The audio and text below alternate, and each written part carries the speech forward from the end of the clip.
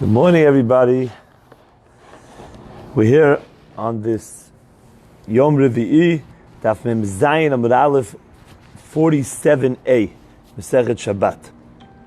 We're starting on the second line here. Amar Rabbi Zera, Amar Rabbi Zera, Amar Rabbi Asi, Amar Rabbi Yochanan, Amar Rabbi Chanina, Amar Rabbi Rumnus.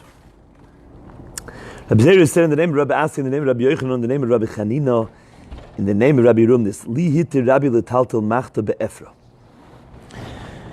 Okay, to me, Rabbi, that's Rabbi Yehuda Anasi, was matir, permitted me to move a machta, a shoveling, be'efra. Now this shoveling pan, what they did was they would burn different incense inside, like frankincense, and it had a very good smell. So when it had its, now, you're not allowed to burn frankincense on Shabbos, right? So therefore, on Shabbat, this shovel is really a keli shemelachto leisur. It's a keli that its function is for prohibited. Okay, but now we know that's muktzah, but that muktzah has some usage. L'tzorech gufo or l'tzorech mekomo, for its own needs, which means if you find the permitted use, okay, or mekomo, or if it's in your way and you need the spot for something, so you can move it. Okay, because its basis for being muktzah is the very fact that it's melacha, it's a keli. It's a perfect keli. It's a vessel, so why is it muktzah in your mind? Because its melacha is le'isur, therefore it's set aside in your mind, because the normal usage for it. But for usages that are permitted, for example, if you can't, like by a hammer we said, if you don't have anything to crack the nuts, or if you find some permitted usage for this shovel where they burnt, it's not a regular shovel.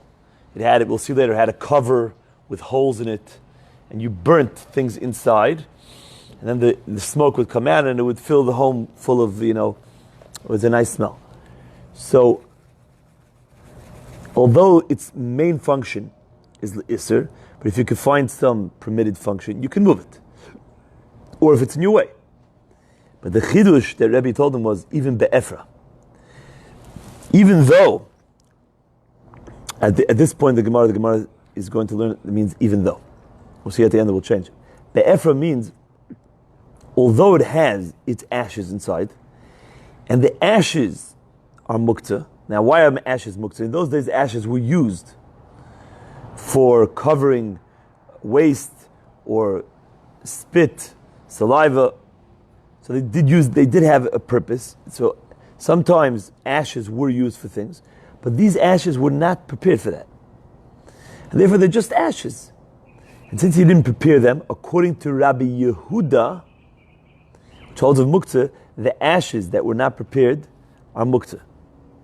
So here you have this shoveling fire pan, we'll call it, which would have some sort of permitted usage on Shabbat, l'tzorech gufa or l'tzorech mekomo, yet it is filled with something that is really muktzah, because you didn't prepare the efer, the ashes. So now it's a basis, it's a base, it's serving the ashes. So you would think that it wouldn't be permitted to move the shovel at all. Comes along Rabbi Rumnus, and he said, you should know, I got a permission slip from Rabbi to move this on Shabbat. So it needs an explanation. Okay? And the simple explanation is that it doesn't become a basis for some reason. We're not sure why. So before we get into the whys, Rabbi Zera has a problem. Amalei Rabbi Zera le Rabbi Asi. Rabbi Asi told Rabbi Zera, if you follow along the names, Rabbi Zera said, that Rabbi Asi said, that Rabbi Yochanan said, that Rabbi Chanina said, that Rabbi Rumnus said, li hitte. So Rabbi Zera heard this from Rabbi Asi. Right? He's the last one that we heard it from. So he told Rabbi Asi, you're telling me that Rabbi Yochanan said, in the name of Rabbi Chanina, in the name of Rabbi Rumnus, that there's a heter? Mi am Rabbi Yochanan hachi. We learned in the Mishnah Notel adam beno v'ha'even biyado, or kalkala v'ha'even betocha.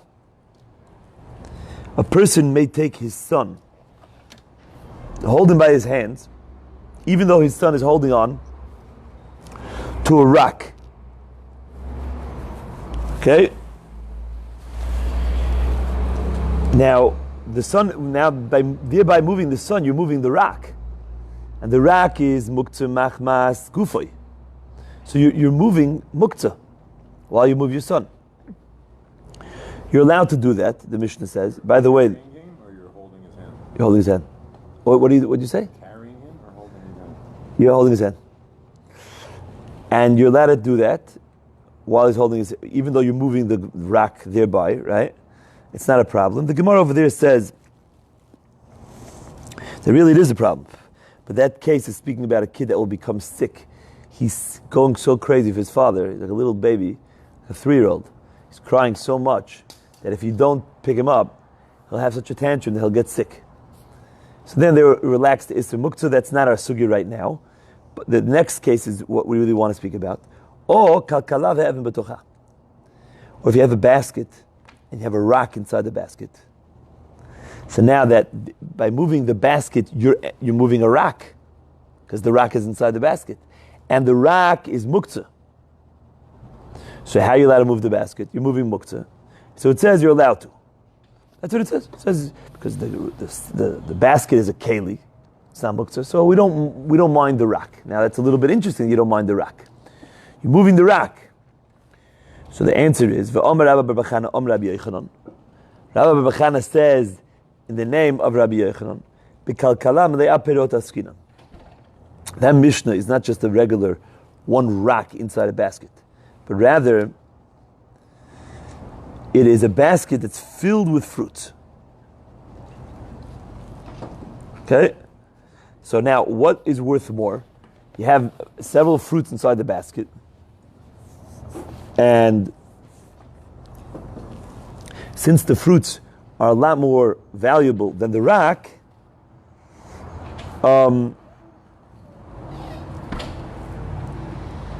and the Gemara will say there, by the way, I just want to throw this in, that it's only in a case where there's no way to shake out the rock, because the rock is on the bottom, or because you're going to ruin your peiros like that. But if you can't get the rock out, and you have fruits inside the basket that are much more valuable than the rock, that is when they allow you to move the basket. Because the basket will not turn into a basis for a davar ha'asr, a base for the davar ha'asr, the rock, since there's fruits, right? However, taimad it paperi, that's only if there's fruits. Halat paperi, but if there's no fruits, lo. And why not? Because it becomes a basis for davar muktzah. And now you remove its name of keli. It's not a keli anymore. It's not a vessel, a basket. It serves the purpose of a rock. And the rock is not a keli. The rock is a muktzah gufo. There's no purpose in it. So since the basket is now not a keli and it's muktzah, so the Gemara is now comparing that with our case. We have this shoveling fire pan. So you say, okay, wait, it's a keli. Might be muktzah, but we have some circumstances where you're allowed to move it. It's in my way, it's a gufo, I have something to do with it that's permitted. So Rebbe said to Rabbi Rubnis, move it. Even though there's afer inside it. 1 second. The afer inside it, according to Rabbi Yehuda, that wasn't prepared before Shabbat is muktzah. That's like a rock inside. So if it's just a rock inside, Rabbi Yochanan taught that Mishnah is specifically when there's perot, which means Rabbi Yochanan is teaching us that if there would not be any perot in there, the basket would be muktzah, would be a basis dava aser. So let this shoveling. Why would Rabbi Yochanan just quote this teaching from Rebbe without having any issues with it? Just as this is the halacha, you can move the shoveling pan. There's aper in there, there's a rack inside. Let this shoveling pan lose its status as a keli shemalachta le'isr. You know, keli shemalachta le'isr is a good status. Maybe it's muktzah to move for most things, but for certain things it's a keli. So since it's a vessel, if you find something that could be used for, you can use it. But it shouldn't be, the Gemara is asking, it should be a basis, a base for the ephra, for its ashes, and therefore it should thereby lose its status of a keli, and it should be completely muktzah. That is what Reb Zera asked Rabbi Asi. Why is Rabbi Yochanan so comfortable with this teaching? Is that good kasha? It says the Gemara, Eshtoimim kisha chada. Rabbi Asi was quiet and bewildered for a short moment. Okay? This Gemara uses that expression many times when that happens. And it's really a pasuk in Daniel. Ishtoimim kisha chada. Like, it threw him off, this kasha. But then, V'omar, hochanami de itpei karten. I'm not sure what the Gemara is teaching when saying, Ishtoimim kisha chada. Why did it have to tell us that?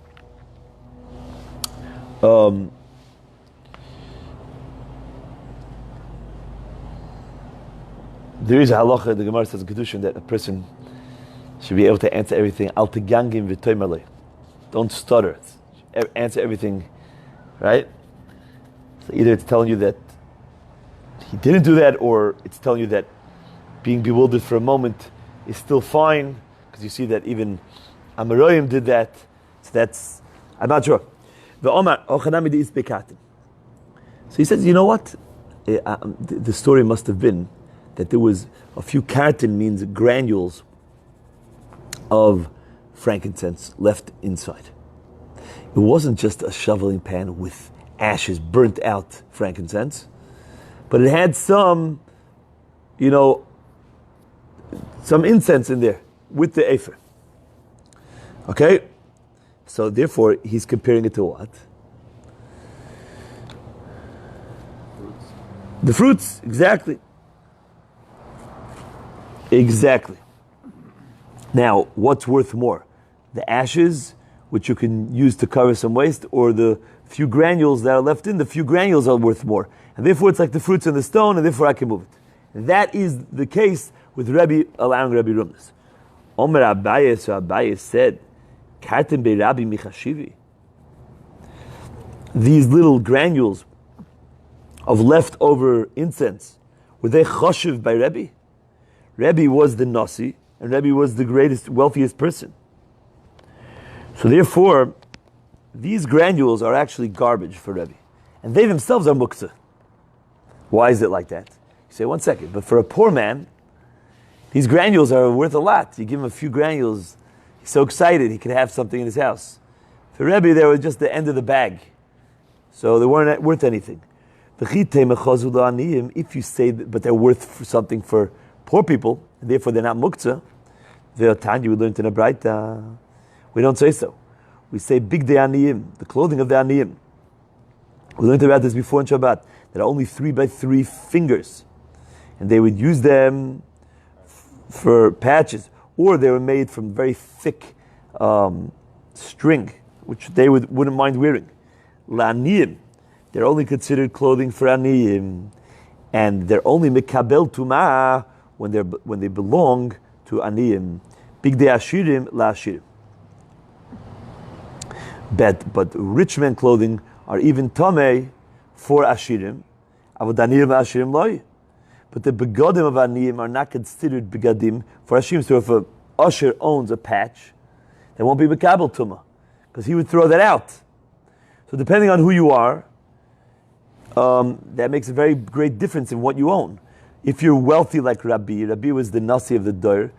It says, the Gemara says that he had fruits of the winters and the summers on his table the whole year. He was the wealthiest. A few granules left over in your thing that are worth 10 cents, even though they're worth maybe more than all the ashes, which are worth maybe 4 cents, it's all garbage for Rebbe. And that would, even though for the other guy wouldn't be muktzah, but for Rebbe it should be muktzah. So the Gemara doesn't like this pshat at all of Rabbi Asi's explanation of Rebbe's hetef Rabbi Rumnas, that there was some sort of leftover, and that would be compared to the peirot. He doesn't like that. So Elo Omer Abaye midid dehave agraf shorei. So Abaye says it's because there was a graf. It's like graf shorei. What's graf shorei?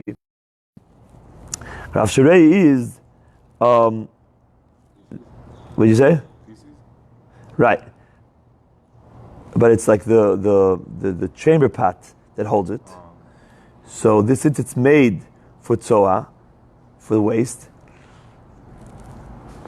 the Chachamim allowed a person to empty it to the garbage because it was so mius. It was very repulsive. And therefore, Abaye is saying like this: Rebbe didn't enjoy the ashes. It bothered him. And therefore, it's like a graf sharei. So just like by a graf sharei, the Chachamim relaxed their Isur Muktzah. There's exceptions to Muktzah, even though Tzoah is the most, very Muktzah, right? But because it's so mius, don't get that mixed up with Muktzah Machmas mius. Muktzah Machmas mius is something that is not that disgusting. It's like a kli cheres that has oil inside. So you're not going to use it for anything because the kli cheres absorbed the oil. Okay, you're fine with it in the room. Just you don't want to use it for anything. So since it's mius, so that makes it muktzah. Here, because it's so mius, too mius, so Chacham allowed you to remove it from your area. And therefore, Abaye is saying that's the same reason why he allowed Rabbi Rumlis to move it. Amar Rava shtei tshuvot. I have two answers. Tshuvot means, answers. But the better word is responses to that. I have two responses to say. Chad graf sharei mois. First of all, a graf sharei is really repulsive. It has to be very repulsive. It can't just be, not comfortable to look at it. It's a little dirty. It has to be mamish, like a chamber pot. The high, it's not as disgusting. The oid, so it's very hard. It's very, you can't compare that to graf sharei. The oid graf sharei megali. The high mechasi. The chamber pot is uncovered. Uncovered or covered? Megali. It's uncovered. So therefore, it's very, very greatly disturbing. The high, right? Graf sharei is megali. What did I say? Chamber pot. Yeah, that's graf sharei. Oh, the chamber pot. Chamber pot, not the fire pan. The chamber pot is this. It was like a toilet. Yeah. That's what they called it. It's megali. It's open. Therefore, it's greatly disturbing. The high mechasi, this is covered. And because, like I told you before, it's covered and they had like little holes for the besamim to come out. So therefore, you don't even see the ashes. So it's very hard to say that Rebbe was so bothered by the ashes inside it, which were covered. And even if it was open, it's not nearly as disturbing as graf sharei. So therefore, he doesn't like this pshat, and therefore we're still bothered by the question that Rabbi Zera asked Rabbi Asi. Let's ask the question again.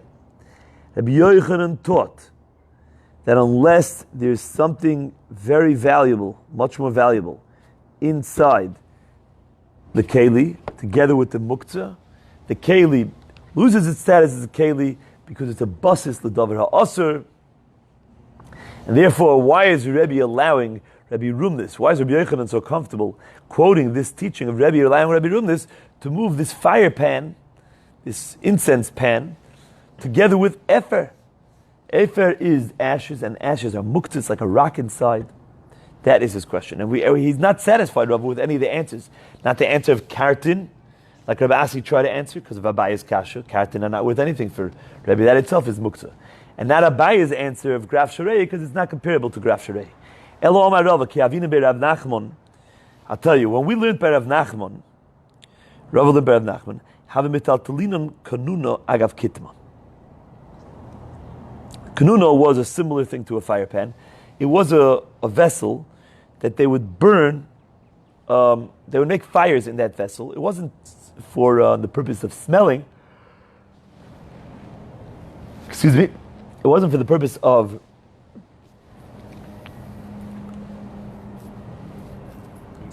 incense, but rather to warm yourself up. That was a kanuna. And why would we move it on Shabbat?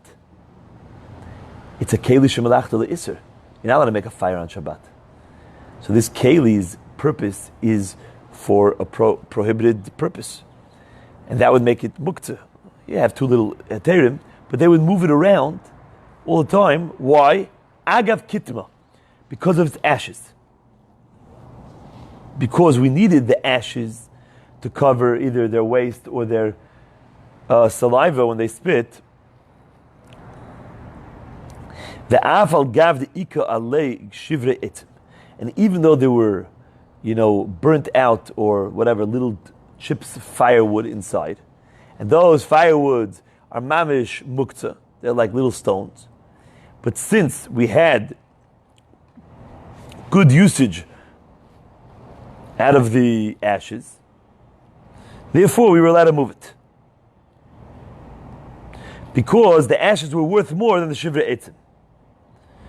So he's saying like this: the ashes inside this incense pan were actually prepared, and they used them. The whole problem was that was muktzah because it wasn't prepared. How was it hot? What was hot? It used to heat. They used to use that to heat themselves up, to warm up, because small space warmer that they used to use that for. Yeah, it was like a little heater that they passed around. And it was lit. It was lit. It's kanuna. I don't know if it was lit when they moved it around on Shabbat. I don't think it was lit when they moved it around on Shabbat, because then you are a buses to the fire. That'll be like a ner that even Reb Shimon holds as a problem. When it's lit, you can't move it because it's a buses to the shalheves. But let's say it was out. So now, what is that? What is that item? That item is only for one thing. What's it for? All their ashes. But its primary function is to make a fire, which is klishon lachtal iser. So it should be muktzah. So the Teretz says, but since there was something in there, because of its afer, even though there were muktzah items inside, we were able to move it because it held all that good afer. So now the afer is actually the savior. Till now we were asking that the fire pan should be muktzah because it's a buses to the afer, and the afer is mamish muktzah. And now we're saying no, the afer was already prepared. So when Rebbe allowed Rabbi Rumlis to move it, he was telling Rabbi Rumlis, because of the afer you can move it. Because that afer was not just ashes. It was ashes that were prepared already before Shabbat. And therefore, the ashes made the entire keli movable. Even though we said that these ashes weren't used to make for those ashes, these ashes were definitely for the senses that were left over. But what did they do with that? Ashes in general had a usage. Just till now we thought that this specific pan, no one prepared it, those ashes. Now we say no, they're prepared. So now the ashes that were prepared before are not muktzah at all. Since they're not muktzah, therefore you can move the whole thing. So the chiddush of Rebbe is like this: even though inside this pan, this is the main chiddush, shivrei eitzim, broken pieces of wood, there was ashes and there was little pieces of wood in there also. So you could say, 1 second. This keli now is a basis to the little pieces of wood, and they're mamish muktzah, they're like stones. The chiddush is no, it's mainly for the ashes. The ashes have more value than the shivrei eitzim, and therefore I'm allowed to move this because it's holding my good ashes. So the ashes are the savior. Okay. But the Gemara doesn't like this teretz. The Gemara asks a kasha on Rava's teretz. Why? Because there's a braita. We haven't heard this braita yet. We know there's a machloket between Reb Shimon and Reb Yehuda. We mentioned many times already in the Mishnah.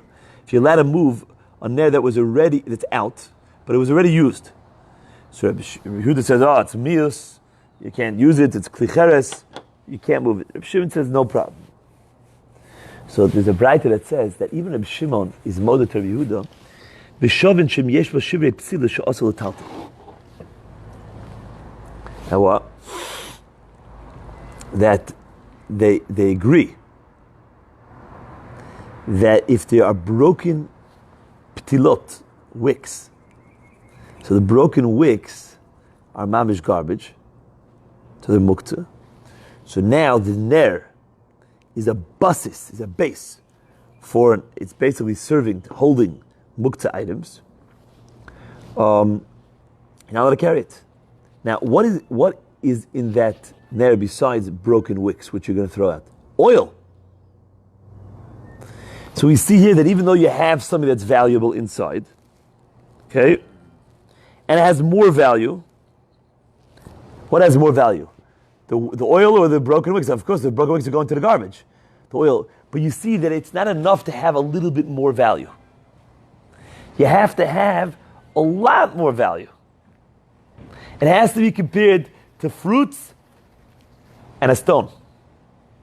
To say, oh, 1 second, I brought it to the market and this is worth, $1 and this is worth 50 cents, or this is worth 20 cents and this is worth $1, that's not going to make the cut. That's still a problem. You have to have a lot more value. You have to see this being serving as that, primarily only that. And that's mamish nothing. Okay?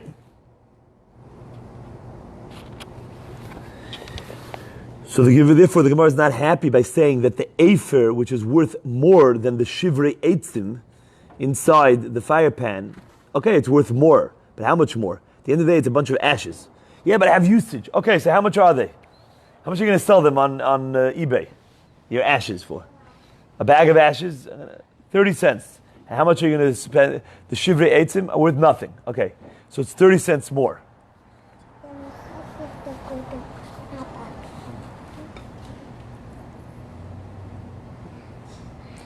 Amar Abaye b'Galila shonu.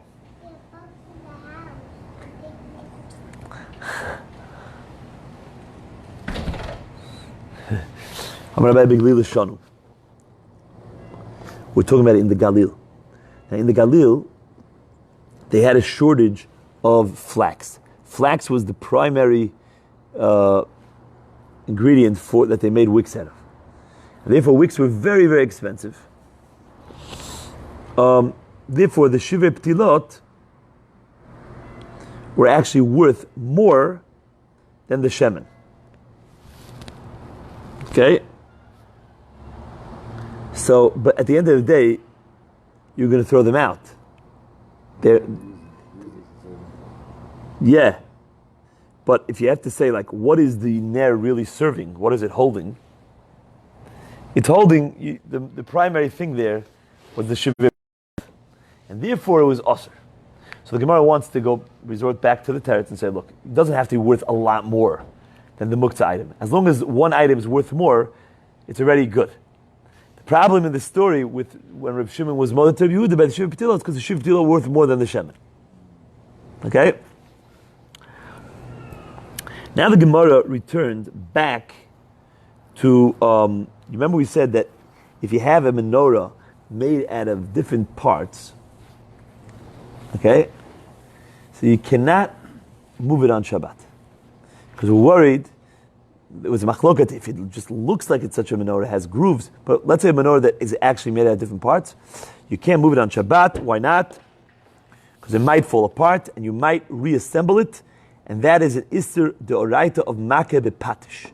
Therefore the Chachamim made a gzeira that you may not move such a menorah, such a candelabra. So the Gemara goes back to that topic. And the Gemara says like this.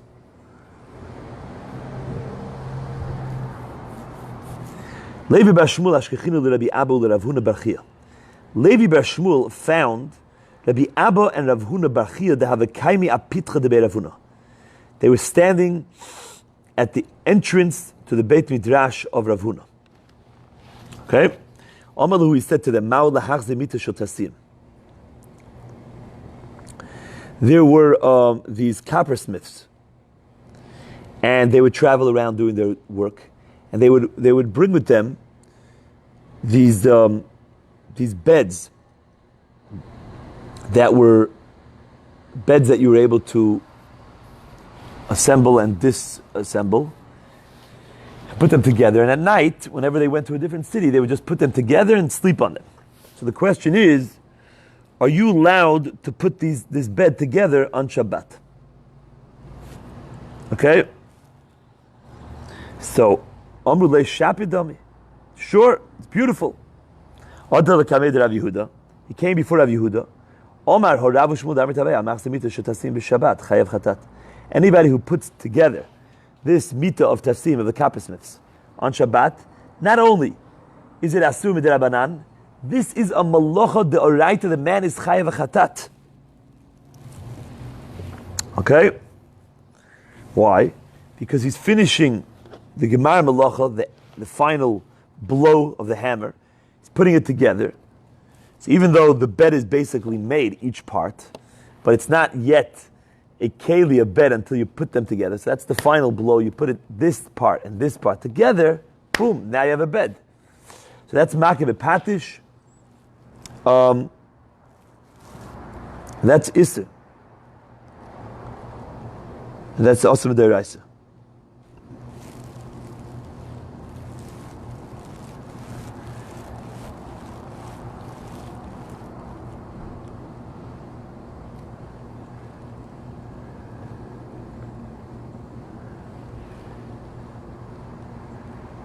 Okay, now, what exactly is the kasha? Simply the kasha is that this should be also asur midoraita. It's not so simple if that is the kasha. But the point is that it should definitely be asur. That's the Gemara's kasha. So how could you say that you're allowed to put this bed together on Shabbat?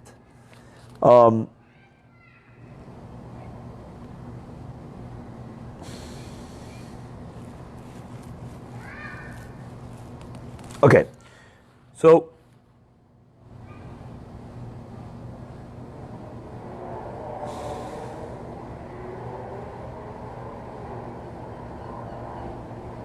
basically, what do we have? What do we have here? So we have a machloket. The first two Mandarim said it's no problem, and then Rav Yehuda said in the name of Rabbi Shmuel, there's a problem or not. So now the Gemara says like this. Meitvei, we have a kasha here. Rabbi Abba and Avuna Brachia said there's no issue. Rabbi Yehuda saying in the name of Rabbi Shmuel is a major issue. So the Gemara is going to ask him a braita on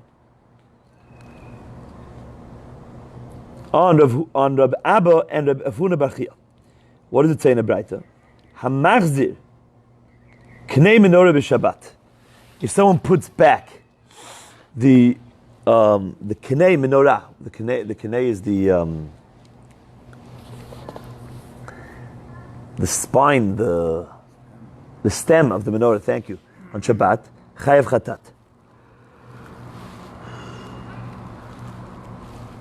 Sometimes they take it apart, and then they put them back together. So that's a melacha of makeh b'patish. Okay? And you put it back really tightly.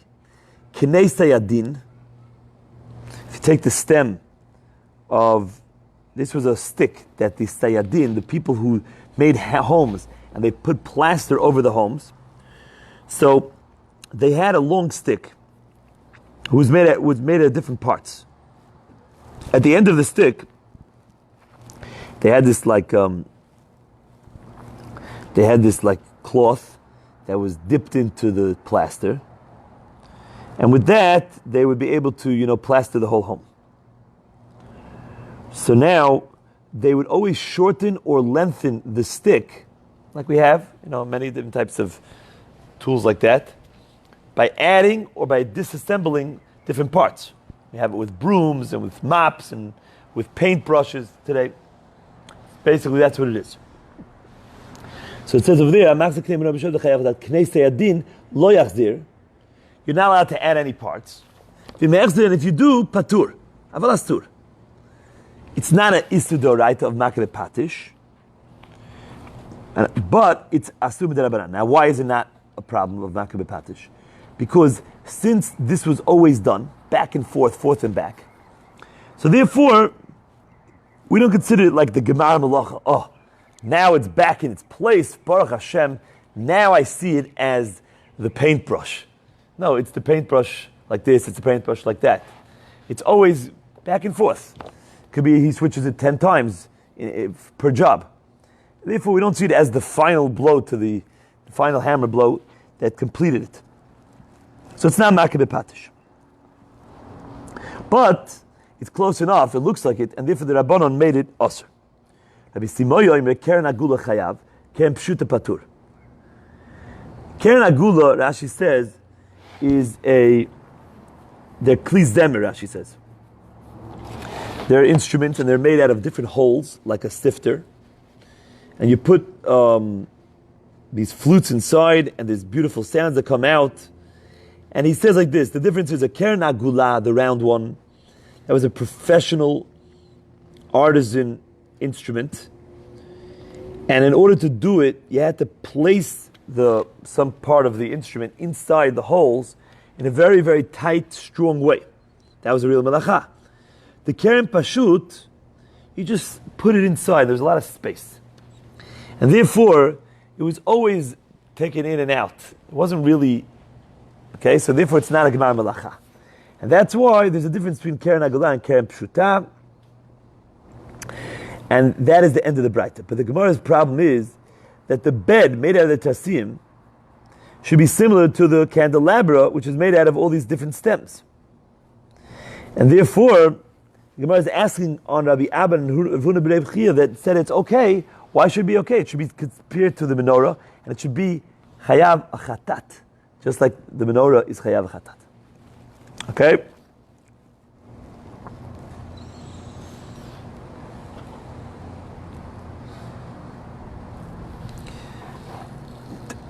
I'm just telling you that the way Tosfos learns the Gemara, before and now, is that even if they put the bed together, the Tasim, in a very soft way, which is not like the menorah itself, but since had it been done in a tight way, it would be like the menorah, it would be an Issa D'Oraita, so it doesn't make sense to say that the Chachamim would allow it, even if you did it in a looser fashion.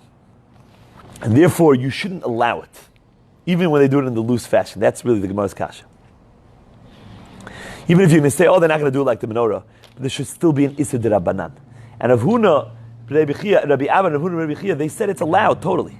That's really the way that Tosfos learns the kasha. So the Gemara says, Inu da'omer ki haytano.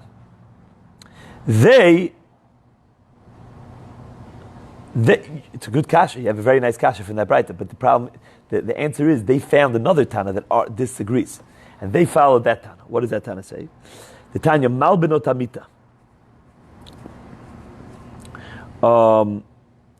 They had these little Malbenot Amita, which is they would put the bed legs into these little sockets that would prevent the bed from rotting.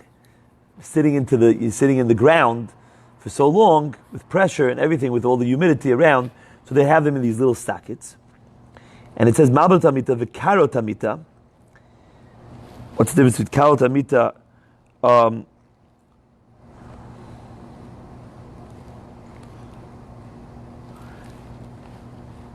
That's the actual bed, the legs of the bed. Ulevachem shel skibas. These are like wooden boards.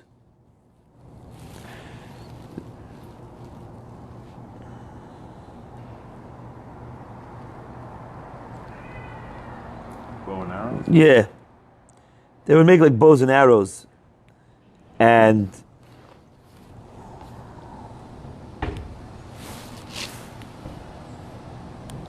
they would attach this like piece of wood to this bow. Lo yachzir.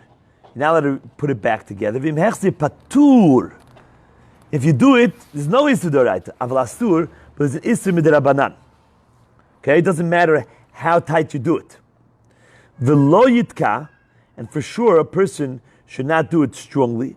V'im taka chayav chata, which means if you do it strongly with taka means with nails, you put it in together with nails, that's a real Issa D'Oraita, and that's a Ma'akeh Patish.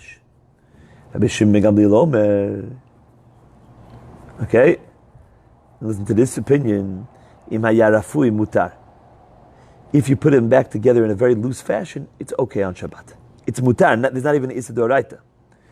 So you see that when you put back together a keli in a very loose fashion, according to Rabbi Shimon Gamliel,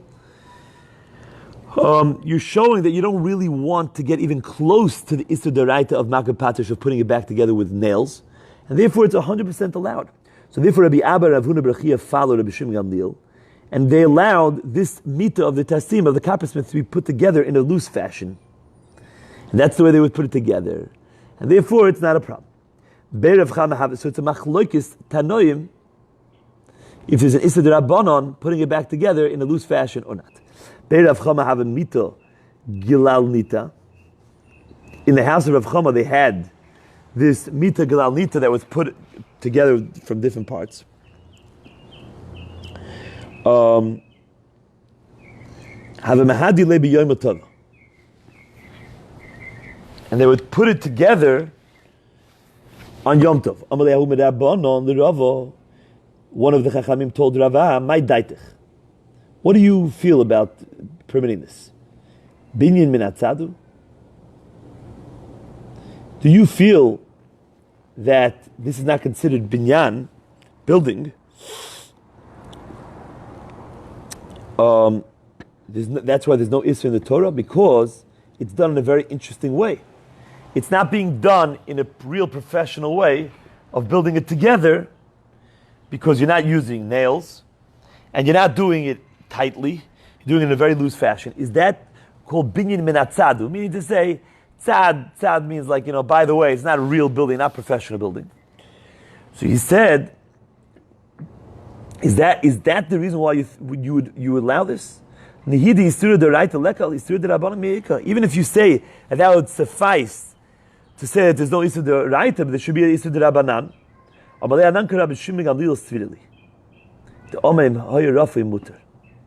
He said, I have no problem. Why? Because I go like Rav Shimon Gamliel, and Rav Shimon Gamliel says that if it's Rafui, then there's not even Isur D'Rabanan. You say there should be an Isur D'Rabanan. That's like the opinion of Rav Yehuda in the name of Rav and Shmuel. It is Isur D'Rabanan. Okay? But he holds, like Rav Shimon Gamliel, that's Mamish Mutar. Okay, says the Mishnah Ketosha.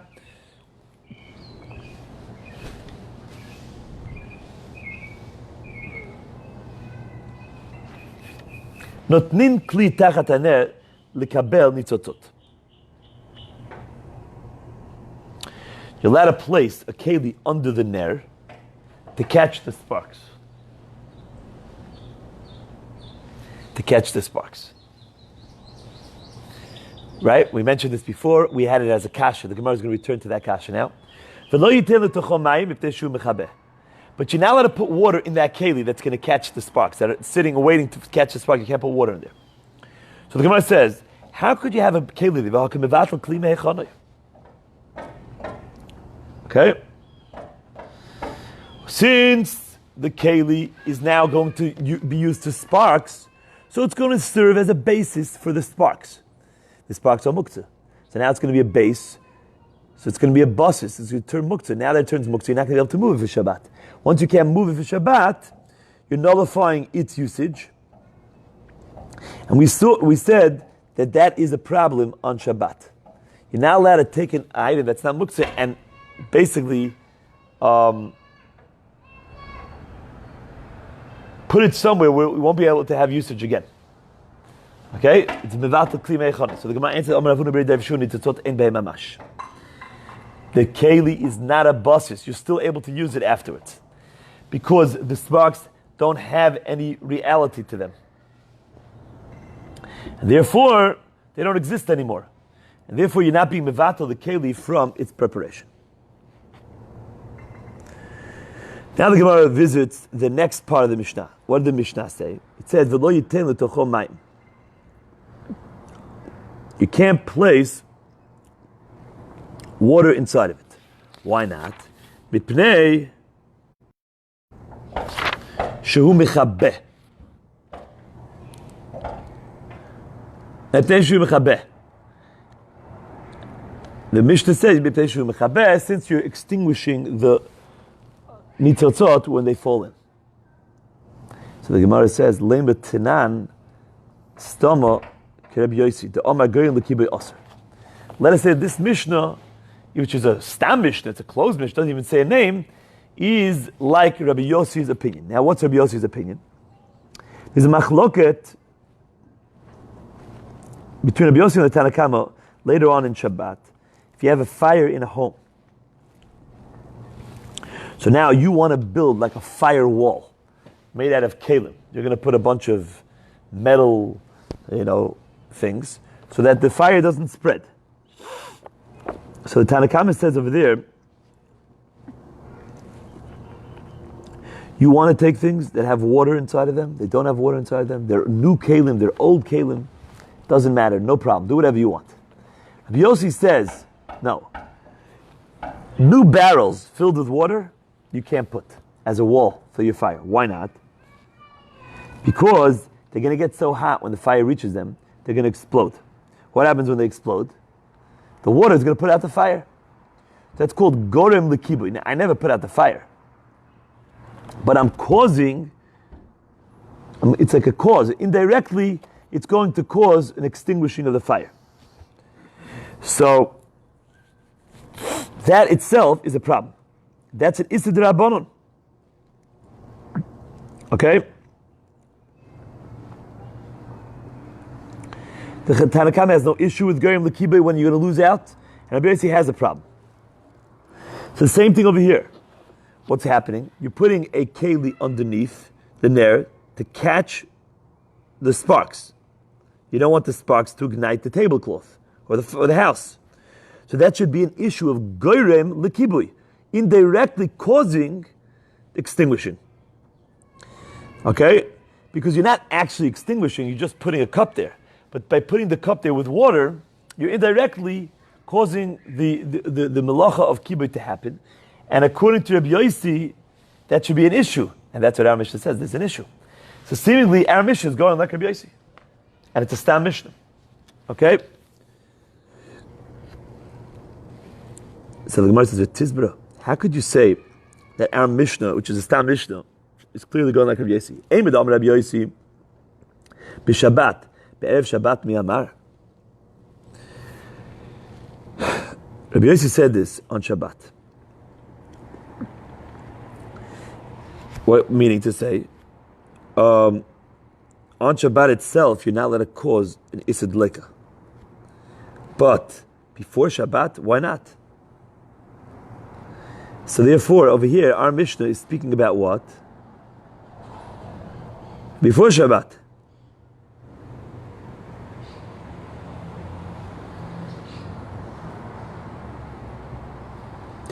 So the Gemara says, "V'chite mahachenami." Now, by the way, you might say, "What's second? Who says our Mishnah is talking about before Shabbat?" So we'll see in a minute in the Gemara. But the Gemara is assuming that right now that the Gemara is going to show how our Mishnah is talking about on Shabbat, and the Gemara says, "V'chite mahachenami." And if you're telling me, you'll tell me no. That our Mishnah is Shabbat itself, b'Shabbat. Ve'otanya noten kli tachat hanel lekabel nitzotot b'Shabbat. Ve'ein tzarich lomrim b'erev Shabbat. You're allowed to place a keli underneath a ner to catch the sparks. And for sure on Erev Shabbat. Ve'lo yitem l'toch hamayim v'teishu mechabev me'erev Shabbat ve'ein tzarich lomrim b'Shabbat. But placing water inside, the Braita is clearer than our Mishnah. The Braita adds a few details. It says even Erev Shabbat you can't do it. And all the more so on Shabbat you can't do. But you see clearly that Erev Shabbat is an issue. Now, if our Mishnah was Rabbi Yossi never spoke about Erev Shabbat. Let's say you're nervous there'll be a fire in your home. He never said you're not allowed to put these new barrels of water before Shabbat. He was talking about on Shabbat, you're not allowed to cause extinguishing. Before Shabbat, he never said. So the Gemara says, Elo Omer Avashi. Okay? The Gemara says, "Afilu teimer Rabbanan." We could say that our Mishnah is going even with the Rabbanan. Shani hocha b'pnei shemikarevet kibui. By placing the cup with the water, you are now not just gorem lekibui, but mikarev et kibuyoy. You're bringing the extinguishing closer. And there, the Chachamim that argue with Rabbi Yossi, they will agree that you're not allowed to do this even on Friday, because you might end up doing this on Shabbat, which means as follows. In the case of Rabbi Yossi and the Tanakama, but when you have a fire in your home, so when someone has a fire in their home, chas v'shalom, there, the Tanna Kama allowed you to do that even on Shabbat. And Rabbi Yossi said Shabbat it's a problem, but everybody was in agreement that before Shabbat it's not a problem. Why? Because what causes the kibui? The fire. The fire has to explode. The fire itself it's like a suicide fire. It's going to bring itself to its death. You didn't put water there in front of the fire. The water is conserved. The fire is going to break through the barrel. Since they're new barrels, they can't withstand the fire, and they're just going to explode. Therefore, it's only gorem likibu. It's only an indirect cause, where the Tanna Kama says you can even do it on Shabbat. Rabbi Yossi says on Shabbat you can't do it, but before Shabbat, even he agrees you could do it. Okay? But here, if you do this on Shabbat, the sparks falling in, and you say, oh, let me just pour a little water into the cup. So he says, the second it falls in, it's gonna be extinguished. Otherwise, it would be extinguished a minute later, 20 seconds later. Now you're what's the word in English? You're more than causing. You're bringing it closer. You're shortening the time of the kibui much faster. So it's mamish mechabe. Okay? So now,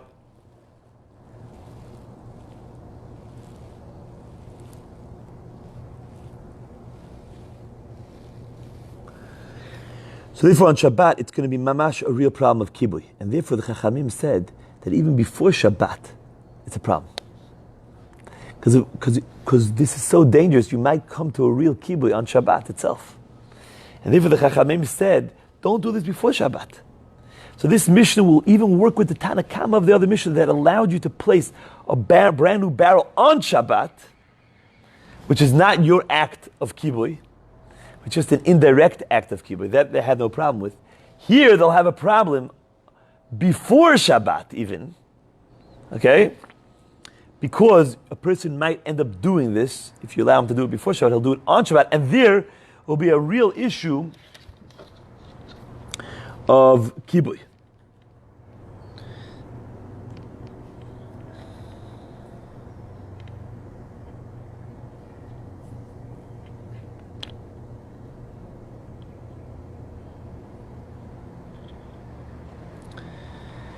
Now, there's an amazing Tosafot over here. The Tosafot says like this. Normally, the Chachamim are not worried about doing things before Shabbat. You might end up doing them on Shabbat. That's not the normal type of Gzeir D'Rabbanan. Don't do this on Friday, because if we allow you to do it on Friday, you'll do it on Shabbat. So you shouldn't be allowed to turn on lights on Erev Shabbat, because if we allow you to turn on lights on Erev Shabbat, you might end up turning on a light on Shabbat. We never heard such a thing. So this is very interesting Gzeirah D'Rabbanan over here. The answer is that this act, people won't know, is Asur on Shabbat. They won't see it as really extinguishing. They'll say, I'm not extinguishing, I'm just putting water in here. They'll look at it more like a gorem l'kibui. Like an Isser D'Rabbanan maybe, or that. They won't look at it. So if you say, oh yeah, sure, you could do it Erev Shabbat, it's not Shabbat yet. So they'll say, of course, yeah, it's nothing. It's not even an act of turning a light on. It's not. So they'll just continue. So therefore, in order to make them aware that on Shabbat it's Asur, they said, Rabotai, don't even do that Erev Shabbat. Whoa, Erev Shabbat? Oh, must be, this is an Isur. And that's why they stopped. Hadron Aloch Kira. Now we have to have a shir on the Aloch is a little bit of Chazara. Okay, we're going to start Bamet Tomim Be'ezrat Hashem tomorrow. Everybody should have a beautiful week.